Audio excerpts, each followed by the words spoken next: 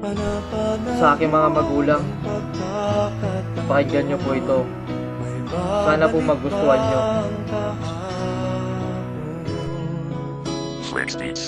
Hunyo 21 ang buwan ng pagkasilang sa lugar ng Bulacan, kung saan ako sinilang ng aking mahal na ina. Mula sa kanya sinapupunan na kanyang iniingatan sa mahabang panahon. Ngayon sumapit na ang aking kaarawan. Gusto kong ipabatid sa aking mga magulang ang aking pasasalamat sa aking natamo. Marunong rumispeto at lumaking disiplinado. Lagi pong nandyan kayo para po kami gabayan, umaga, tanghali at gabi.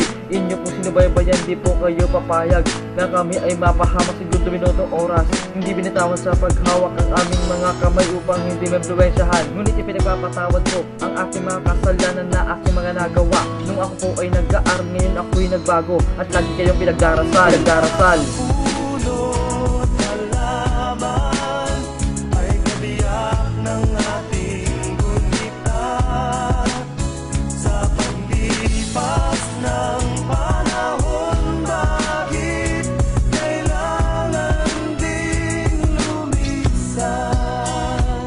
Ako'y humihingi ng tawad sa mga maling desisyon. Hindi pa huli ang lahat, usa kong babaguhin yun. Kung maririnig nyo to, maraming salamat po sa inyo. Wala po ako sa mundo ko kung hindi dahil sa inyo. Kanya sa aking ina, salamat sa pag-aaruga. Hindi ka nagsawa sa amin sa hirap na pag-aalaga sa aming mga kasalanan. Ikaw ang pagbabalingan ng galit ni ama. Ikaw ang pumapasan mula nung kami ay bata hanggang sa pagtanda. Ikaw aming kapit-kapit at pader na panangga. Kumbaga sa bakal, ikaw ang kalasag na bakal na hindi natin tinag, parang asero namin. Mahal na mahal ka namin at patay na rin si ama. Nagpapakahirap magtrabaho siya sa amin para kami ay makapagtapos at gumanda ang kinabukasan. Salamat ama, ina, sa pagmamahal na hindi winakasan.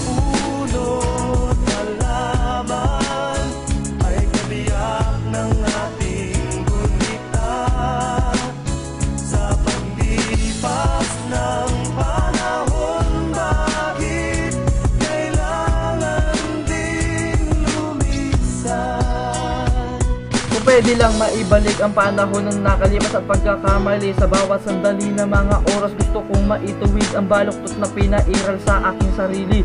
Nung ako ay pinag-aaral ng aking ama't ina sa mahigit 10 taon. Pagsasakripisyo bilang sundalo na mahigit 10 taon. Luzon, Visayas, Mindanao o sa labas man ng bansa. Lalabanan ang digmaan, kapayapaan para sa bansa. Ito ang huling mensahe para po sa inyo.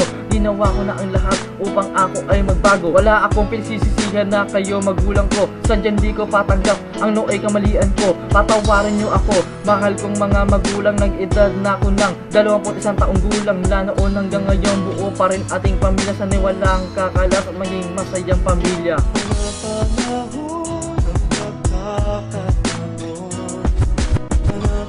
Pa, maraming salamat po sa lahat. Hindi ko man po masabi sa inyo ng harapan, pero dinaan ko na lang po sa kanta. Mahal na mahal ko po kayo. Ingat po kayo lagi. I love you.